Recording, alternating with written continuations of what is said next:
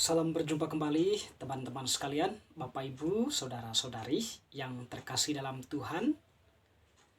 Mari kita pada kesempatan ini kembali lagi menyiapkan sedikit waktu kita untuk bersama-sama mendengar dan merenungkan sabda Tuhan. Sabda Tuhan yang akan kita dengarkan kita ambil dari Penginjil Lukas bab 6 ayat 17 dilanjutkan dengan 20 sampai 26. Bacaan hari ini merupakan bacaan Injil hari Minggu biasa yang ke-6 untuk tahun C. Lalu ia turun dengan mereka dan berhenti pada suatu tempat yang datar. Di situ berkumpul sejumlah besar dari murid-muridnya dan banyak orang lain yang datang dari seluruh Yudea dan dari Yerusalem dan dari daerah pantai Tirus dan Sidon. Lalu Yesus memandang murid-muridnya dan berkata, "Berbahagialah hai kamu yang miskin, karena kamulah yang mempunyai kerajaan Allah. Berbahagialah hai kamu yang sekarang ini lapar, karena kamu akan dipuaskan. Berbahagialah hai kamu yang sekarang ini menangis, karena kamu akan tertawa. Berbahagialah kamu jika karena anak manusia orang membenci kamu, dan jika mereka mengucilkan kamu dan mencelah kamu, serta menolak namamu sebagai sesuatu yang jahat. Bersukacitalah pada waktu itu dan bergembiralah, sebab sesungguhnya upahmu besar di surga. Karena secara demikian juga nenek moyang mereka telah memperlakukan para nabi. Tetapi celakalah hai kamu yang kaya, karena dalam kekayaanmu kamu telah memperoleh penghiburanmu. Celakalah kamu yang sekarang ini kenyang, karena kamu akan lapar. Celakalah kamu yang sekarang ini tertawa, karena kamu akan berduka cita dan menangis. Celakalah kamu jika semua orang memuji kamu, karena secara demikian juga nenek moyang mereka telah memperlakukan nabi-nabi palsu." Demikianlah Injil Tuhan, terpujilah Kristus. Teman-teman sekalian, Bapak Ibu, Saudara-saudari yang terkasih, Penginjil Markus pada hari Minggu biasa yang ke-6 ini menampilkan kepada kita suatu ucapan bahagia dan peringatan dari Yesus sendiri untuk para murid dan pendengarnya dalam konteks waktu itu. Jadi ada dua garis besar yang diucapkan oleh Yesus di sana. Yang pertama adalah kata berbahagialah, dan yang kedua adalah celakalah.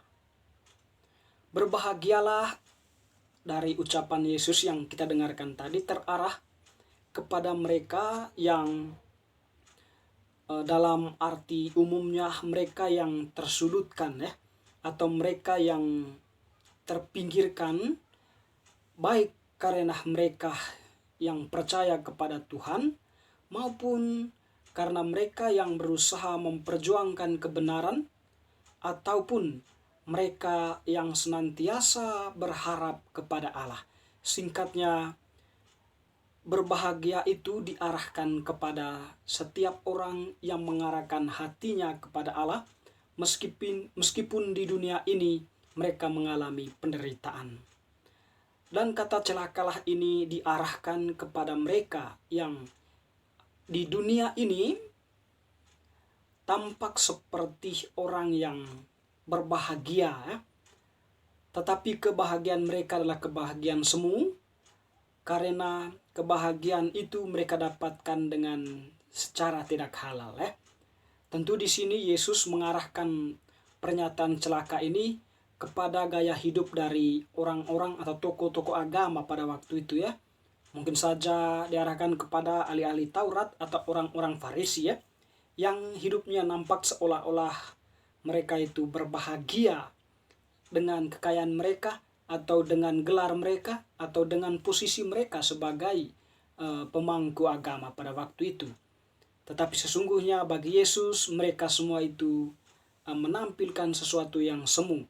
Mereka hanya memperoleh kebahagiaan di dunia ini, tetapi mereka akan mengalami celaka pada dunia yang akan datang. Singkatnya dikatakan dari ucapan Yesus ini, Yesus itu sebenarnya menggambarkan konsekuensi dari kebaikan yang kita lakukan di dunia ini, atau keterarahan hati kita di dunia ini kepada Tuhan, dan juga kejahatan, kegelapan manusia ada di dunia ini. Bahwa ketika orang mencintai kebenaran di dunia ini, maka dia akan mengalami sukacita dan kebahagiaan di akhirat nanti. Tetapi mereka yang selama di dunia ini berbahagia di dalam kejahatannya, dalam dunia yang akan datang mereka akan mengalami celaka atau suatu peristiwa yang menjadi konsekuensi dari perbuatan mereka sendiri. Teman-teman sekalian, Bapak Ibu Saudara-saudari, bacaan hari ini juga mengajak kita semua sebagai orang yang telah dibaptis, yang tentunya sudah mengenal Tuhan Yesus, setidaknya kita dalam menjalankan kehidupan ini berpegang teguh pada apa yang sudah menjadi ajarannya atau apa yang menjadi kehendaknya.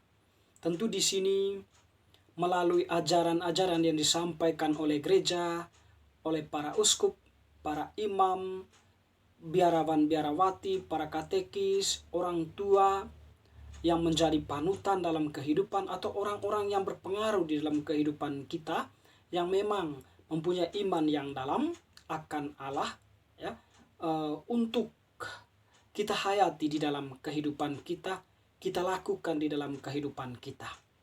Meskipun itu berat untuk kita lakukan, atau meskipun kebaikan berat untuk kita lakukan sebagai bentuk konsekuensi lanjut dari ajaran Tuhan, ajaran gereja, tetapi itu semua adalah bagian dari usaha dan perjuangan kita, dari tugas perutusan kita.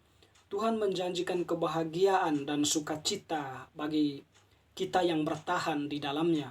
Sukacita kita meskipun kita tidak rasakan di dunia ini, tetapi di dunia yang akan datang kita akan mengalami sukacita yang penuh dari Tuhan sendiri. Ketimbang kita memperkaya diri di dunia ini dengan cara-cara yang tidak halal, atau menampilkan diri seolah-olah orang yang suci, ya, di dunia ini seperti ahli-ahli Taurat dan orang-orang Farisi, tetapi sebenarnya untuk sebuah motivasi atau tujuan menampung harta, ya, atau untuk sebuah kekayaan.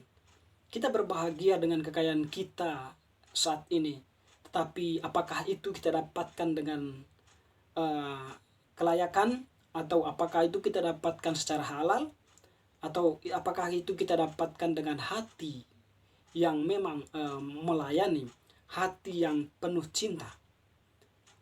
Bagi Tuhan, tanpa itu semua akan mengalami celaka, ya. Entah apalah yang dimaksudkan oleh Tuhan akan hal celaka itu, tetapi Tuhan sendiri mengatakan hal itu. Kamu berbahagia di dunia ini dengan caramu sendiri, tetapi kamu akan mengalami celaka di tempat yang saatnya nanti kamu akan mengalaminya.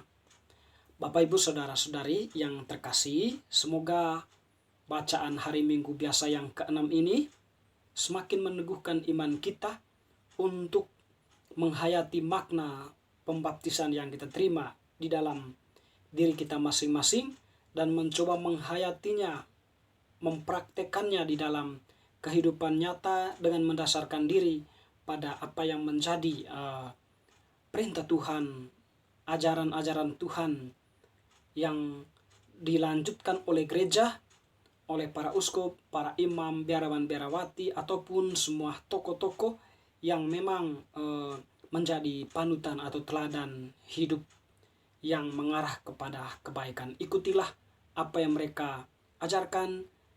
Percayalah bahwa Tuhan menjanjikan apa yang Dia katakan tadi dalam penginjil Lukas, yaitu kebahagiaan atau sukacita.